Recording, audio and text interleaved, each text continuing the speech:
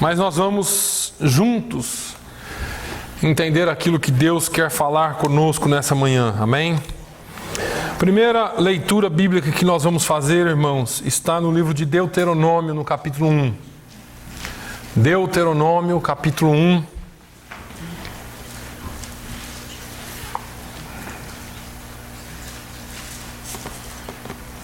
Essa é uma palavra de Moisés, quando o povo ainda estava vagando no deserto em direção à terra prometida. Eles já haviam estado na divisa da terra, mas eles não tinham possuído a terra por causa de alguns problemas. Todos nós nos lembramos muito bem de quando Moisés manda os 12 espias para a terra de Canaã, e eles vão à terra e espiam a terra, e 10 deles voltam, ou melhor, todos eles voltam com um relatório muito bonito sobre a terra. Dizem: olha, a terra é muito boa, a terra mana leite e mel, a terra é... Deixa eu tirar esse negócio aqui. A terra é uma bênção. Mas 10 deles disseram: só que nós não conseguiremos possuí-la. Essa terra, ela está povoada pelos filhos dos gigantes. E a despeito da terra, tudo que for semeado nascer, a despeito de muitas fontes de águas, a despeito de tudo aquilo que tem na terra, nós não temos condições físicas de possuí-la. Aí, o povo volta a caminhar pelo deserto, e 2 daqueles homens, Josué e Caleb, disseram assim: não, nós temos direito à terra, é promessa de Deus para nós. Mas 10 contra 2, vocês sabem o que acontece. E aí, não possuíram a terra. Estamos aqui agora em Deuteronômio, no capítulo 1. Se nós lermos a partir do versículo 17, é um relato de Moisés para com o povo. Ele diz assim: então partimos de Horebe e caminhamos por todo aquele grande e tremendo deserto que vistes, pelo caminho das montanhas dos amorreus, como o Senhor nosso Deus nos ordenara, e chegamos a Cádiz Barneia. Então eu vos disse: chegados, pois, às montanhas dos amorreus, que o Senhor nosso Deus nos dará. Eis aqui o Senhor teu Deus te deu esta terra diante de ti. Sobe, possui-a, como te falou o Senhor teu Deus, o Senhor Deus de teus pais. Não temas e não te assustes.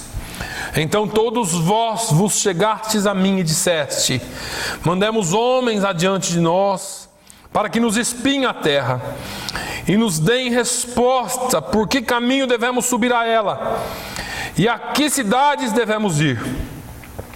Pareceu-nos, pois, bem este negócio, de sorte que de vós tomei 12 homens, de cada tribo um homem. E foram-se, subiram a montanha, e vieram até o vale de Escol, e os espiaram. E tomaram do fruto da terra nas suas mãos, e nos trouxeram, e nos tornaram a dar resposta, e disseram: boa é a terra que nos dá o Senhor nosso Deus. Porém vós não quisestes subir, mas fostes rebeldes ao mandado do Senhor nosso Deus, e murmuraste nas vossas tendas, e dissestes: porquanto o Senhor nos aborrece, nos tirou da terra do Egito, para nos entregar nas mãos dos amorreus, para destruir-nos. Para onde subiremos? Nossos irmãos fizeram com que se derretesse o nosso coração, dizendo: maior e mais alto é este povo do que nós. As cidades são grandes e fortificadas até os céus. E também vimos ali filhos dos gigantes. Então eu vos disse: não vos espanteis, nem os temais. O Senhor vosso Deus, que vai adiante de vós, Ele por vós pelejará, conforme a tudo que fez convosco diante dos vossos olhos no Egito. Amém. Até aí. Agora pula lá para Mateus, no último capítulo de Mateus. Último capítulo de Mateus, todos nós conhecemos essa palavra aqui, Mateus 28, 18. Mateus 28, 18.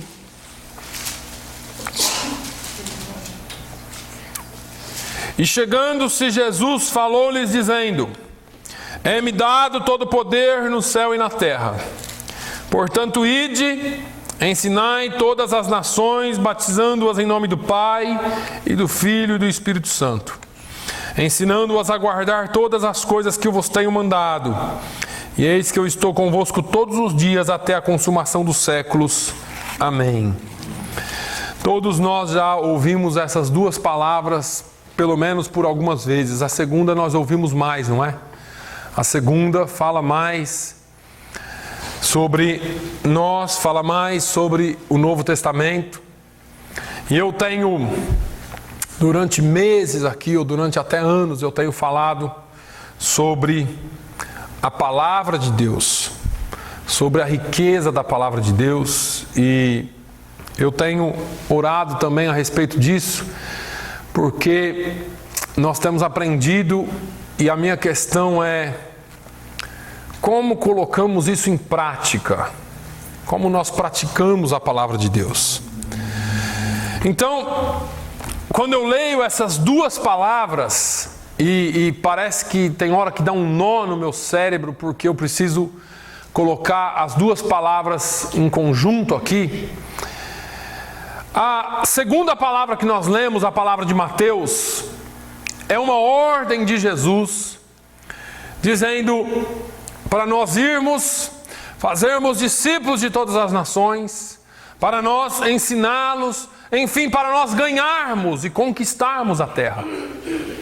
Acho que agora você começa a fazer aqui uma junção dessas duas palavras. E por um tempo nós, ou a igreja de Cristo fez. Quando você pega, não imediatamente ao mandado de Jesus, mas quando você pega o livro de Atos, você vê a ação de Deus, do Espírito Santo, no livro de Atos, você vê como Deus mexeu ou usou as pessoas de tal forma que elas foram e cumpriram o mandado de Jesus. Agora eu trago para os nossos tempos modernos, a nossa idade contemporânea, sobre aquilo que nós, como igreja do Senhor, devemos fazer. Porque nós cremos que a palavra de Jesus é para nós. Nós pregamos como ela sendo para nós, e muitas vezes nós não agimos como ela sendo para nós. Por todos esses dias, meses que nós temos aqui aprendido às quartas-feiras sobre sal da terra, luz do mundo, sobre como influenciar, sobre como agir diante das questões do mundo. Começamos agora com como ser luz, como nós realmente impactarmos, como nós mostrarmos o caminho ao mundo que está perdido. Mas eu falei aqui alguns dias atrás que essa não é uma tarefa fácil, até porque não é uma tarefa que qualquer um pode desenvolver, mas nós temos que realmente ser luz para que nós possamos fazê-la. E por que não é uma tarefa fácil?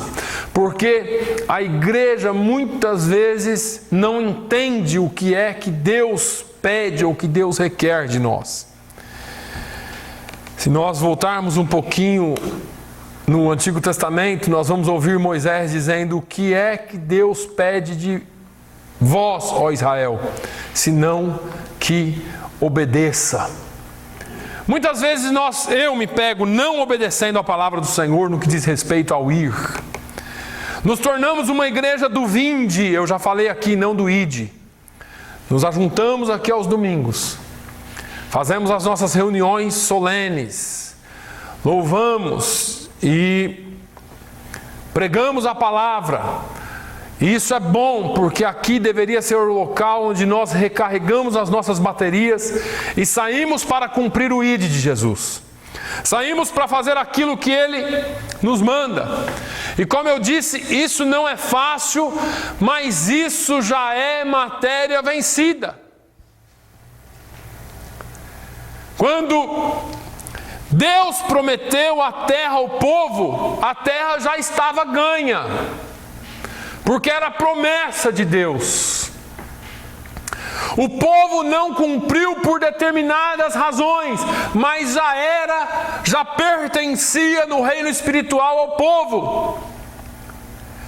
Mas o povo se amedrontou. Moisés diz aqui: porém vós não quiseste subir. Eu começo por essa palavra. Por que é que hoje nós não fazemos? Por que é que hoje nós não vamos? Estamos vivendo a mesma história. Uma terra prometida por Deus. Jesus disse assim: olha, eu estabelecerei a minha igreja e as portas do inferno não prevalecerão contra ela. Eu falei aqui alguns dias atrás, disse assim: irmãos, vocês já viram uma porta andar? Porta não anda, porta é estática, porta é inanimada, porta é um objeto que não sai do lugar. Se ninguém mexer, se a terra não tremer, se isso não cair, essa porta fica aí para o resto da vida. Então porta não vem para a guerra. É a igreja quem vai para a batalha, é a igreja quem vence. Jesus ainda disse assim: olha, para você vencer o valente, você precisa derrubar a porta, manietar o valente, e então você vence. Mas a igreja parece que está estática aqui, a porta vem se movendo, o reino das trevas vai avançando, avançando, e a igreja não cumpre o seu papel.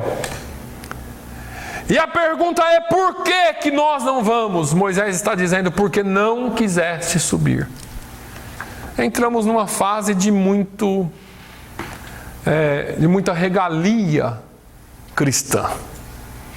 Eu tenho falado aqui sobre os crentes dos últimos 20 anos e não são todos, graças a Deus. Mas corremos um risco sério de nos últimos 20 anos termos mudado o evangelho de tal forma que as pessoas entendem o evangelho de uma forma diferenciada. Um evangelho de obter favores, um evangelho de obter bênçãos, um evangelho de obter coisas.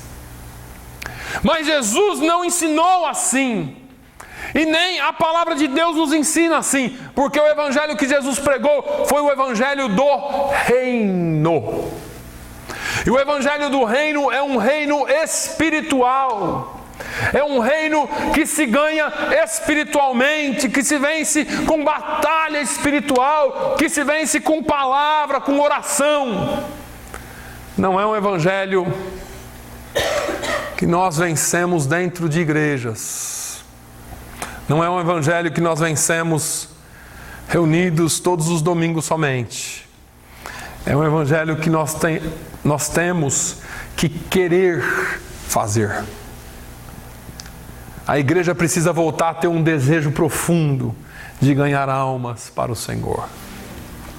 Perdemos o desejo de almas. Parece tão normal quando um crente falta 3 domingos seguidos. Parece tão normal ver as pessoas morrendo. Parece tão normal quando mais um morreu.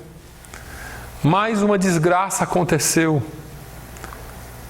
E será que a igreja não sente, não chora mais pelas almas perdidas?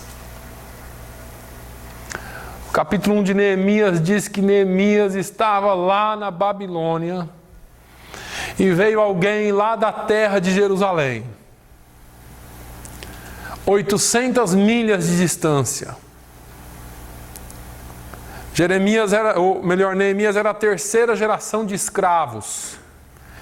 Já o seu avô havia sido preso, o seu pai já era um servo do rei da Babilônia. Neemias era a 3ª geração. E ele estava lá trabalhando, ele não estava lá parado dentro da igreja acomodado.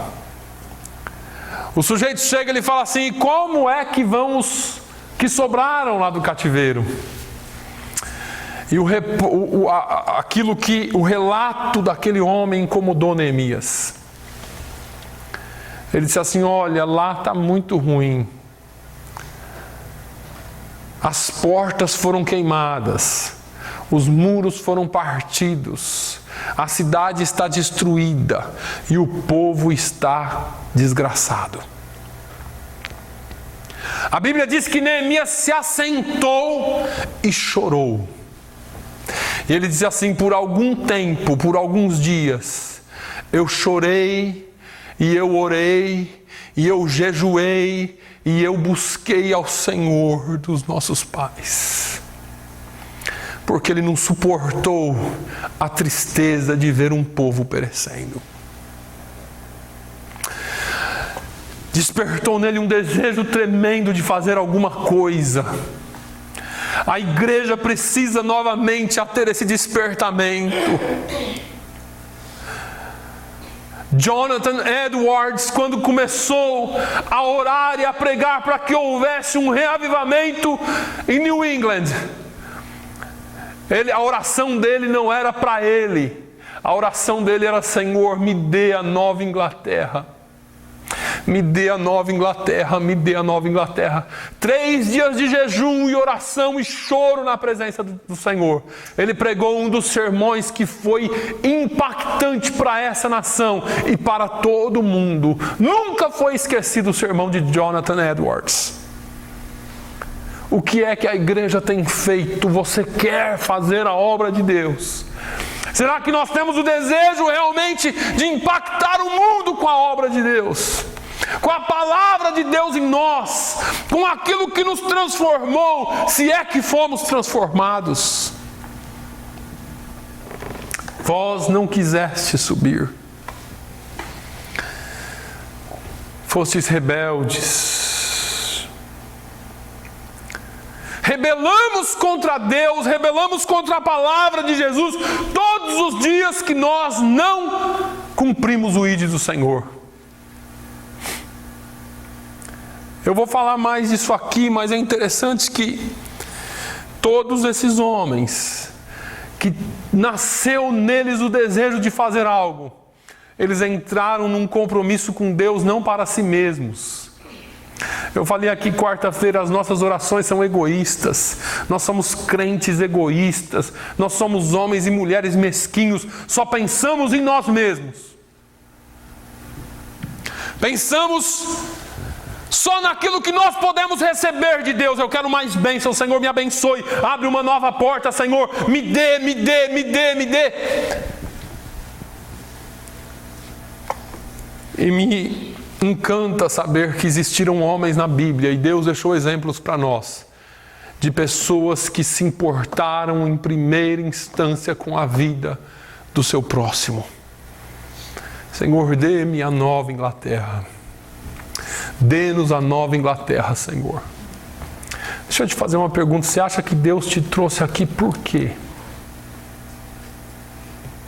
Você acha que Deus nos trouxe aqui, nos ajunta aqui para quê? Será que foi para você ter uma vida melhor? Será que foi para você ganhar um pouquinho mais de dinheiro e sair daquela pendura que era a sua vida lá no Portugal ou no Brasil? Será que Deus nos trouxe aqui só para nos tirar da recessão? Ainda que tenha sido, quando Deus tirou José do Egito, da casa do seu pai e levou para o Egito, porque viria uma grande recessão, o plano de Deus era muito maior, era para que o seu povo se desenvolvesse e crescesse na terra do Egito. Ainda que essa seja a terra do Egito para você, ainda que o negócio seja arrojado aqui, apertado aqui, nós precisamos crescer, porque essa é a vontade de Deus para o seu povo.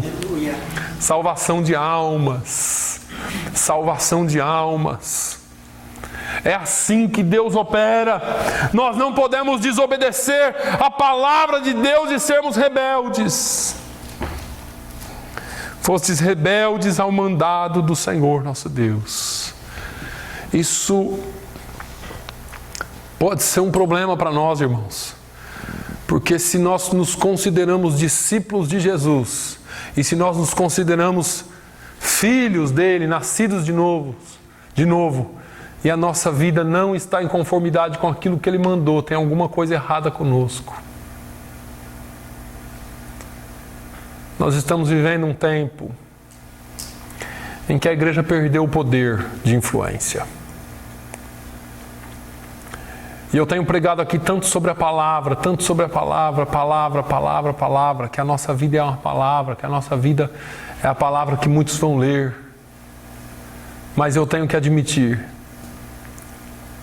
que se nós não orarmos, se nós não nos consagrarmos ao Senhor, essa palavra nunca florescerá em nós. Neemias disse assim: olha, eu me assentei, chorei, orei e jejuei por dias. Se você voltar um livro, no livro de Esdras, você vai ver Esdras lendo a palavra. Ele leu a palavra, ensinou a palavra para o povo, explicou a palavra para o povo. No último capítulo de Esdras, você vai ler a oração de Esdras. Junto com a pregação e com o ensino da palavra de Deus, precisa haver consagração das nossas vidas por amor ao próximo. Esdras não estava chorando ou orando por ele, mas ele estava dizendo: Senhor, perdoa os pecados da minha nação, perdoa os pecados do meu povo, perdoa os pecados dos meus pais, perdoa. E a Bíblia diz que conforme ele orava, o povo se ajuntou, homens, mulheres e crianças, diante da congregação, e eles começaram a chorar com grande pranto, porque houve arrependimento em seus corações. Não haverá arrependimento, não haverá mudança, não haverá cumprimento da palavra de Deus, se não houver uma vontade íntima de nós buscarmos o Senhor em oração, em jejum, em pranto, em arrependimento e dizer: Senhor, cumpra a tua palavra em mim, Senhor.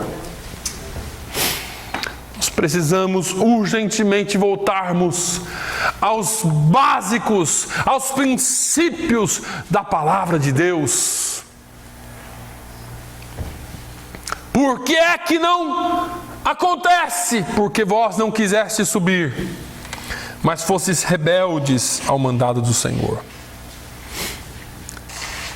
Eu vou continuar um pouquinho mais, e é pesada a palavra. E murmurastes nas vossas tendas. A igreja do Senhor talvez esteja enfrentando a maior crise de todos os tempos. Porque quando falta a vontade, quando falta a palavra, quando existe desobediência, o próximo passo é a murmuração. Eu já falei aqui dos irmãos, os 3 Cs que os crentes, se não vigiarem, passa. Passa de crente para cínico e de cínico para cético. E quem começa a murmurar, quem começa a falar, quem começa a ter tempo para falar do irmão, da irmã, contra a igreja, contra as coisas que o Senhor tem feito, ou que Ele não tem feito, é porque agora passou de crente e já não é mais crente. Esses homens, eles murmuraram. E quantas vezes nós nos damos ao luxo de murmurar? Está mal, está ruim, não dá. E falamos tantas coisas que não deveríamos. E às vezes eu me refreio para não falar algumas coisas. O nosso sentimento, o nosso eu, por causa da falha que existe na pregação contemporânea, nós achamos que nós merecemos alguma coisa. E porque achamos que nós merecemos alguma coisa, murmuramos quando não recebemos essa coisa. Murmuramos quando estamos passando por algum vale. Murmuramos quando estamos passando por alguma dificuldade. Assim foi o povo. A promessa estava lá. Quem aqui não quer ganhar almas para Jesus? Todo mundo quer. Todo mundo queria a terra também. Agora, quem aqui que tem o desejo profundo de ganhar almas para Jesus e possuir a terra? Você não precisa responder para mim. Você tem que ser fiel e honesto com você e com Deus. Será que você tem desejo profundo? Nós estamos vivendo numa geração em que crentes não falam mais de Deus e nem da Bíblia. É verdade.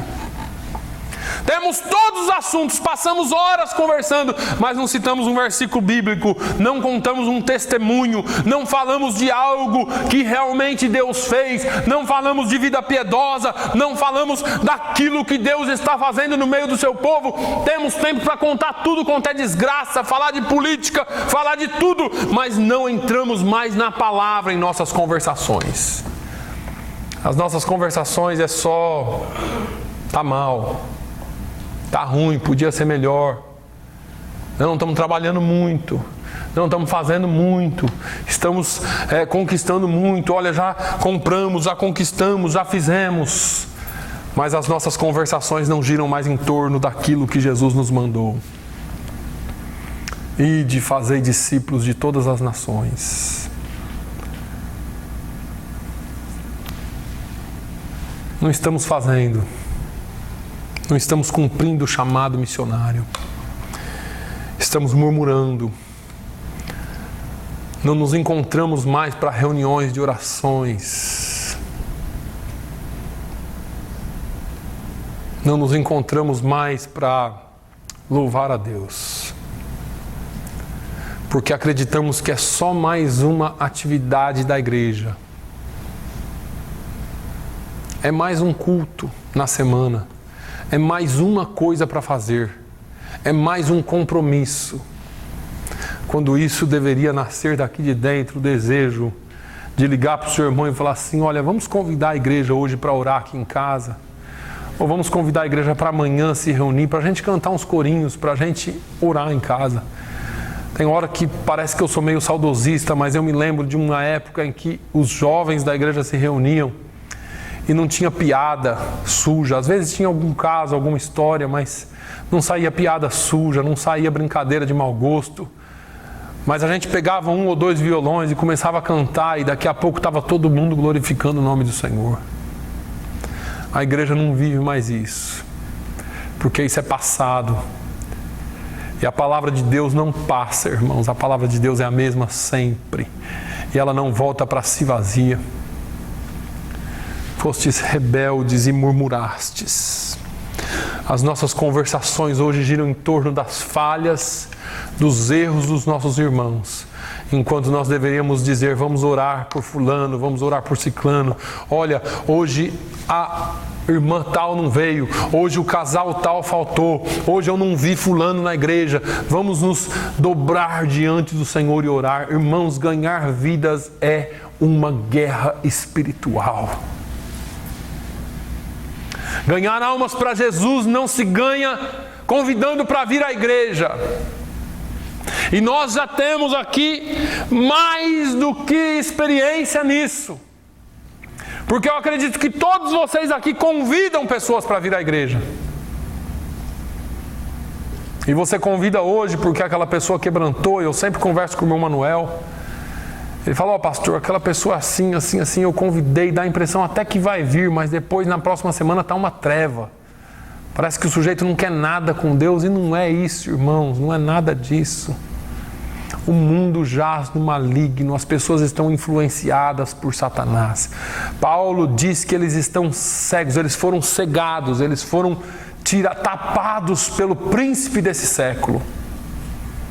Ganhar almas para Jesus é oração.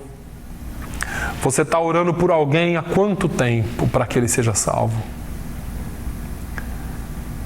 Você já orou 1 ano e Deus ainda não fez nada? Ora mais um. Ore outro, ore outro, ore outro, porque vai chegar uma hora que essas barreiras serão quebradas. É na oração sincera, é na devoção sincera.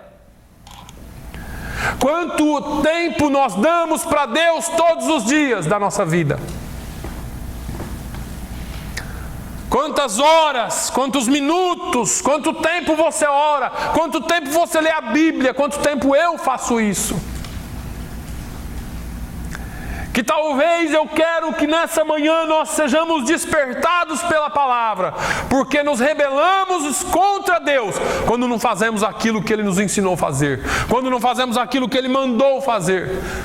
Mas tempo para murmurar, tempo para falar mal do irmão, tempo para falar mal do patrão, tempo para falar mal de um empregado, tempo para falar mal de alguém você tem. Mas você não tem mais tempo para abrir a sua boca e abençoar a vida daquela pessoa que está precisando. Jesus diz assim: errais por não conhecer as Escrituras e nem o poder de Deus. O poder de Deus que nós queremos é aquele poder que eu ponho a mão e cura, é aquele poder que eu ponho a mão e restaura, é aquele poder que eu oro e aparece dinheiro na minha conta, como eu queria. É aquele poder de Deus que a gente faz as coisas e tudo dá certo, não é? Mas a Bíblia diz que o poder de Deus é para salvação. Fala, o Evangelho é poder de Deus para salvação de todo aquele que crê. Como seria bom se nós conhecêssemos o poder de Deus. Porque no poder de Deus nós estaríamos orando por salvação de almas. Nós estaríamos orando para que essa palavra aqui encontrasse guarida em corações. Nós estaríamos orando pela prostituta, pelo drogado, por aquele que está perdido no mundo. Nos damos o luxo de murmurar, enquanto precisamos conhecer o poder de Deus para salvar.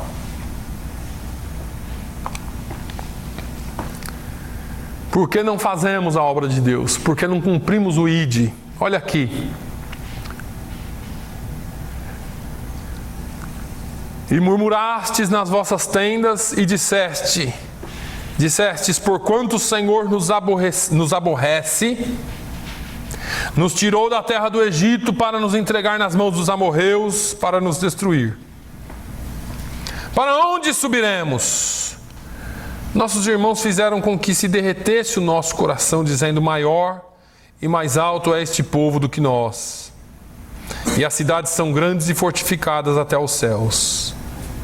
E também vimos ali os filhos dos gigantes. Olha só por que é que nós não cumprimos. Por medo. Medo de fazer a obra de Deus. Medo de que não vai dar certo. Medo de que o inimigo seja mais forte. E eu já falei para vocês aqui que é o medo e vou voltar a repetir. Medo é fé na derrota. Medo é fé na derrota. Deus me trouxe aqui e agora eu estou passando por isso. Deus me tirou de lá e agora eu vou morrer aqui. Deus me tirou de lá e agora olha aqui essa cidade. O que é que eu tenho feito aqui? Porque nada do que eu faço vai para frente e dá certo. Parece que tem muralhas fortificadas aqui, não parece? Para todo mundo que você fala de Jesus aqui, nada acontece. Comigo também é assim. É o que a gente vê. E a fé que a gente tem de falar em Jesus, ou de Jesus, já vai acompanhada de um receio. Será que vão me ouvir? Será que vão aceitar? Será que é para eu falar? Será? E nós colocamos a dúvida em tudo. Porque o que nós vemos e o que nós conseguimos ver é uma cidade fortificada, uma cidade espiritual demoníaca fortificada. Parece que tem um buraco negro dentro de Fall River. Parece que tudo que a gente faz aqui não dá certo, não é? Parece que falar de Jesus aqui, pastor, já convidei isso, já convidei aquilo, já convidei. E convidamos as pessoas para vir para a igreja. Mas não estamos cumprindo o ID de Jesus convidando para vir para a igreja. Porque ir à igreja hoje é como se você convidasse para qualquer outro programa. As pessoas se cansaram de ouvir um evangelho que não transforma. E eu vou ser bem radical para vocês aqui hoje, e me perdoem se eu cometer alguma falha. Mas as pessoas se cansaram de ouvir um evangelho que não transforma, que não vale nada, que é uma mentira. Por que é uma mentira, pastor? Porque quando eu prometo aquilo que Deus não promete na palavra de Deus, se torna mentira, porque eu minto. Vem que você vai receber a sua vitória. Vem, dê isso que Deus vai te dar aquilo. Isso é mentira. A palavra de Deus não nos mostra isso. É um evangelho sem problemas. É um evangelho sem dificuldades, é um evangelho sem vales, sem pedra, sem espinho. As pessoas amam o Salmo 23, eu já falei aqui. Pastos verdejantes, águas tranquilas, mas quando chega no vale da sombra da morte, ninguém quer. Quando chega na mesa, na presença dos meus inimigos, ninguém quer. E deixa eu te falar uma coisa que talvez você não saiba, mas mesa na presença dos seus inimigos talvez não seja para te engrandecer, mas seja um momento de você passar por uma humilhação, para que haja reconciliação, para que haja paz. Mas nós só queremos os pastos verdejantes. Nós só queremos ouvir que o Senhor é o nosso pastor e nada nos faltará. Mas tivestes medo de fazer aquilo que o Senhor vos chamou para fazer. Os corações se derreteram, ficaram amedrontados, olharam para as muralhas, olharam para o gigante. Nós estamos exatamente como Israel diante de Golias. Existem aí milhares de corações clamando: será que não vai ter um homem para derrotar esse gigante? Existem almas clamando, assim como em Jerusalém, na Jerusalém destruída, por um homem que tivesse coragem de fazer aquilo que tinha que ser feito. E aí nós damos as mais variadas desculpas. Eu sou tão pequeno, nós somos tão pequenos, nós não influenciamos, nós já estamos trabalhando, nós já estamos fazendo. Neemias era a terceira geração de escravo, 800 milhas de distância, era escravo, servia num rei na terra e na casa de um rei pagão. Ele tinha todas as desculpas para dar. E ele falou assim: não me conformo com essa história. Enquanto eu e você estivermos conformados com a situação do mundo, enquanto eu e você estivermos conformados com aquilo que está acontecendo aqui, debaixo do nosso nariz, altos índices de criminalidade, altos índices, e quando eu falo criminalidade, não pense que é só gente matando gente, não. Droga que corre solto aqui nessa cidade. Homossexualismo, todos os tipos de problemas com bebida e com coisas que nós podemos imaginar, e aí nós estamos parados no domingo dentro da igreja. O que é que nós estamos fazendo para mudar essa situação? Ah, não, só de ver todos esses problemas me dá até arrepio. Por onde que eu começo? Como que eu vou fazer alguma coisa? Olha o tamanho das muralhas, olha o tamanho dos gigantes que estão diante de nós. Não quisestes, fostes rebeldes, murmurastes e agora estão com medo. Claro, depois dessa descida direta para baixo aí, nessa escadaria, como que você quer ter algum sentimento bom? E por onde eu começo, pastor? Nós vamos começar pelo começo. Aqui era uma promessa de Deus.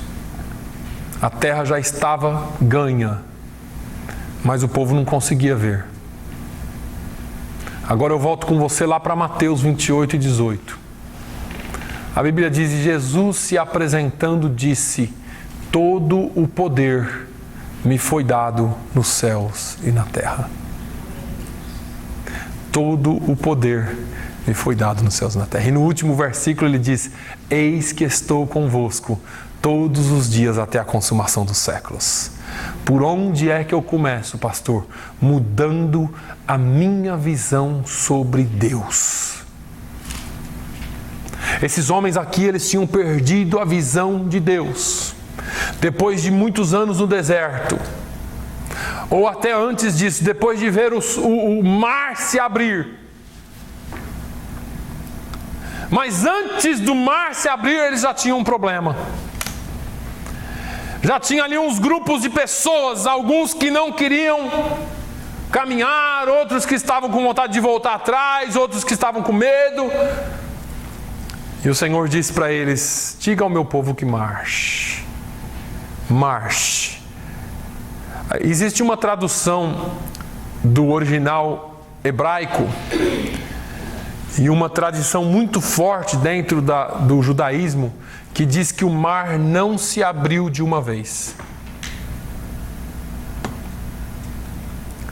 Moisés, diga ao meu povo que marche, estende a sua vara. Moisés estendeu e o mar começou a abrir.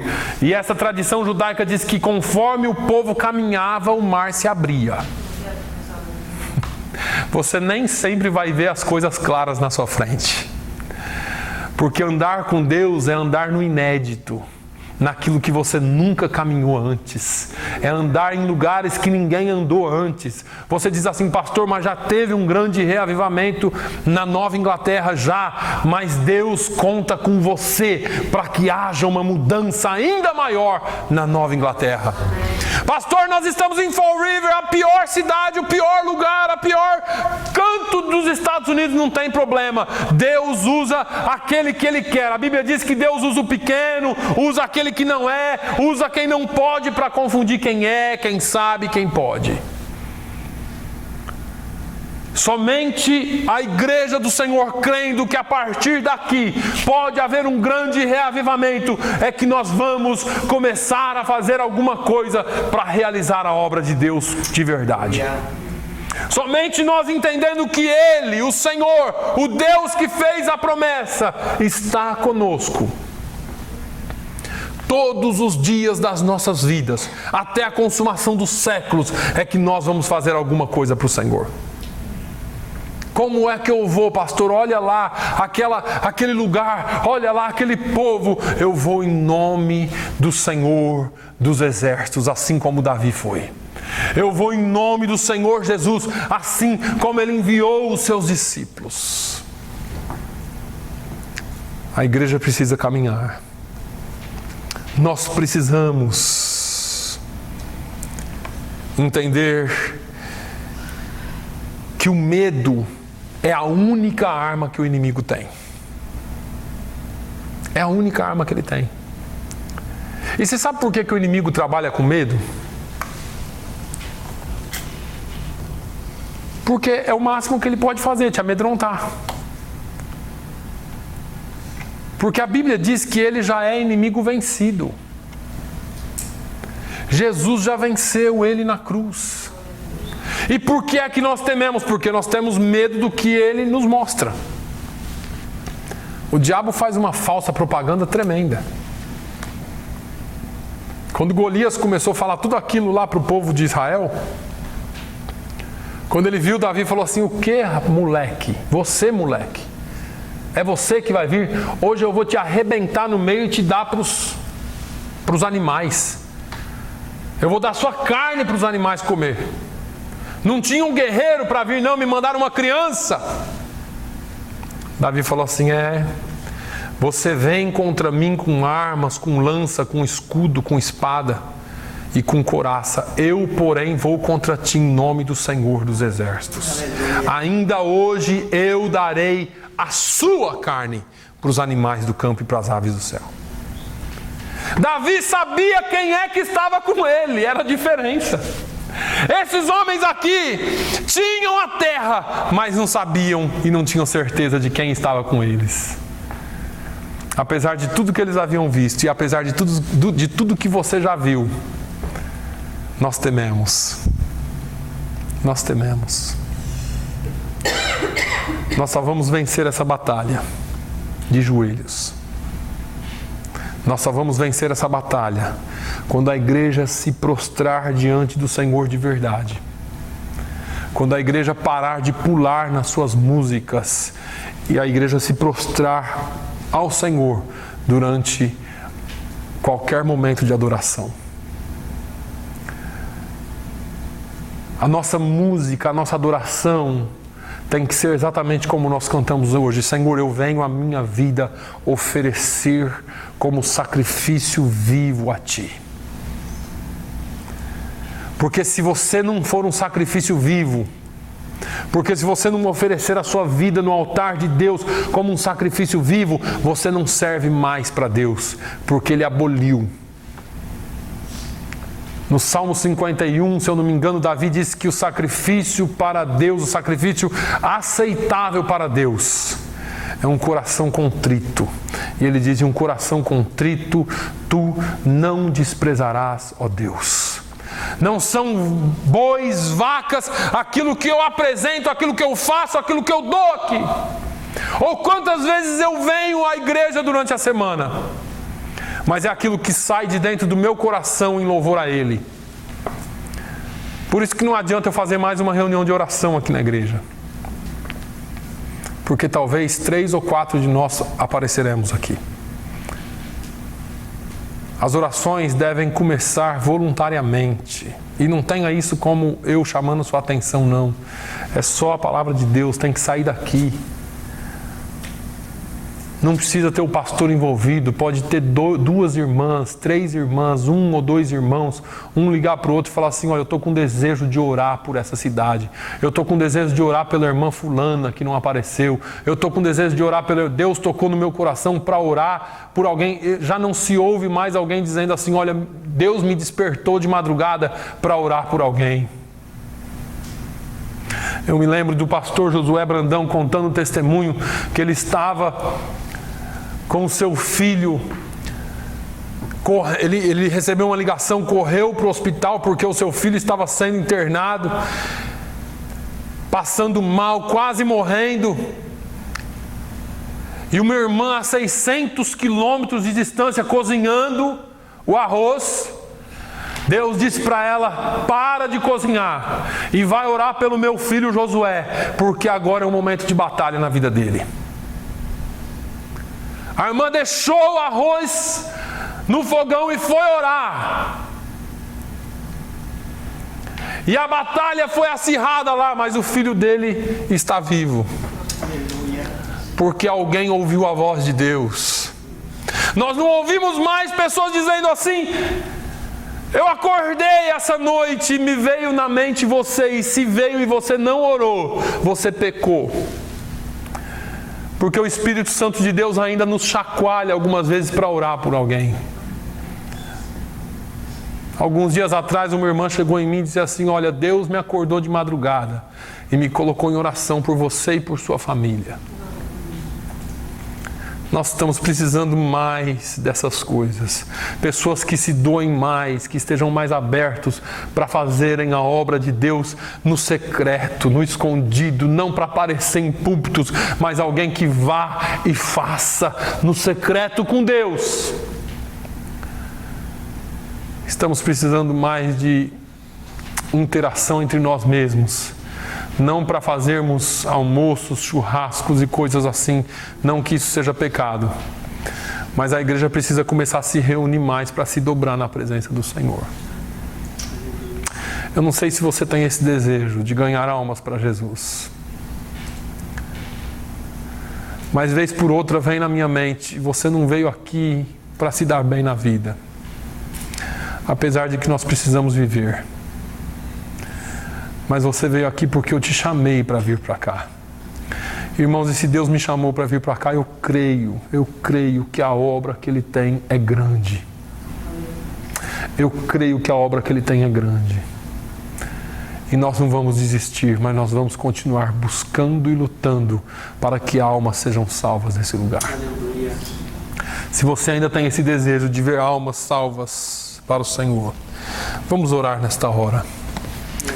Fale com Deus, mas derrame a sua alma ao Senhor. Senhor, eu quero que, como o sacerdote Esdras,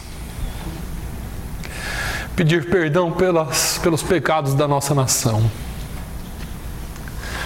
Pedir perdão pelos pecados dos nossos pais, pelos nossos pecados, ó Deus. Pedir perdão pelos pecados dessa cidade, Senhor. Pedir perdão pelos pecados da igreja, Senhor, que muitas vezes tem omitido. Temos tido medo, temos recuado, murmurado. Muitas vezes nós não queremos fazer, porque estamos tão acomodados, estamos tão bem. Mas existem vidas sofrendo. Existe um terreno a ser ganho. E a igreja só será reconhecida, ó Deus, como tua igreja, quando nós nos amarmos uns aos outros. Mas vencer os desejos da carne, vencer as coisas que nos cercam, não é possível se não houver oração. Não é possível se não houver consagração, se não houver jejum, se não houver uma busca intensa para uma vida santificada em favor do próximo, ó Deus. Senhor, ensina-nos a nos santificar em favor do próximo, não em favor de nós mesmos. Nós não queremos pregar o Evangelho em favor de nós mesmos, ó Deus. Nós não queremos nos santificar em favor de nós mesmos. Nós não queremos aprender a palavra em favor de nós mesmos, mas nós queremos buscar almas para Ti. Senhor, tira todo o egoísmo que há dentro de nós. Porque eu sei que quando nós começarmos a olhar para os nossos próximos, o Senhor nos abençoará. Quando nós começarmos a clamar por essa cidade, o Senhor nos dará a provisão que nós precisamos. Oh, meu Deus, que a Tua palavra, Senhor, venha nos despertar nesta manhã. Que haja um quebrantamento profundo em nós, ó Deus. Que o Teu Espírito Santo venha nos incomodar a cada dia. Sim, Senhor, nós estamos abertos a sermos chacoalhados por Ti. Para que oremos em favor do próximo, para que busquemos em favor de alguém e não só das nossas causas, porque é o Senhor quem nos defende, é o Senhor quem luta por nós, e é o Senhor quem vinga as nossas causas, e é o Senhor quem faz por nós. Portanto, eu não preciso pedir para mim, eu preciso pedir para o meu próximo, ó Deus. Senhor, nós oramos pela salvação de muitas almas, ainda que seja uma a uma, mas nós vamos ganhar. As portas do inferno não prevalecerão contra a Tua igreja. Meu Deus, no nome de Jesus, nós queremos um povo despertado, um povo que busca a Tua face dia e noite. Um povo que ora, um povo que busca, um povo que clama, um povo que fala da Tua palavra e vive a Tua palavra, Senhor, de verdade.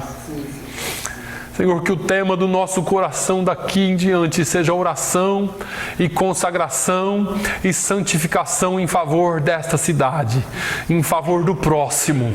Que nós possamos nos santificar em favor de alguém e que nós possamos, Senhor, falar e anunciar a Tua palavra como o Senhor mandou. No nome de Jesus, ó Deus, eu te peço. Oro ainda, Senhor, para que o Senhor nos dê um dia abençoado. Que nessa noite, Senhor, o Senhor nos guarde e fale conosco.